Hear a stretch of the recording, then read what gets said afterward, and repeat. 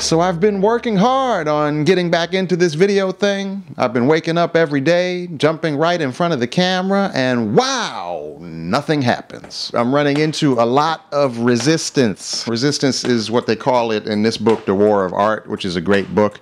I've referred to it in other videos as the little hater, that voice inside your head that always pops up to try and stop you from being creative. And I'm realizing now there are actually two little haters that live in my head at the same time, because there are always two goals I have in mind when I'm making a video. My first goal is always just to make something that's interesting to watch. I want to create something for you that's well done and entertaining and worth your 3 minutes, which is an eternity in internet time. And then the other thing is, if I'm gonna spend that much time trying to make everybody look at me and listen to me, I'd like to be saying something that I believe in, to be contributing to conversations that I care about and doing it as accurately and as honestly as I can. But the problem is, being interesting and being honest, being fun and being precise, those two objectives don't always play well together. Trying to make good media and have an honest conversation is like doing cardio while you eat a burger. They're just not a natural fit with each other, and especially when you're working in web video, it's hard to do both without compromising either one or the other. And that's why when I try to make a video nowadays, there are always two little haters in my head at the same time. Whenever I'm focused on trying to make something that's fresh and good and fun to watch, that first little hater pops into my head and says, "You are a clown and everyone sees right through you. All you ever do is riff on the latest conventional wisdom and find clever ways to say obvious things. You're always being so cute and glib and pandering and stretching the facts to make your little talking points work. You are a fraud. You're a lazy thinker. You are not an honest person." And then on the other side, whenever I'm focused on making an argument that's clear and concise while also honoring the complexity of the issue and the humanity of the person I'm criticizing and yada yada yada, that's when the other voice pops in my head and says,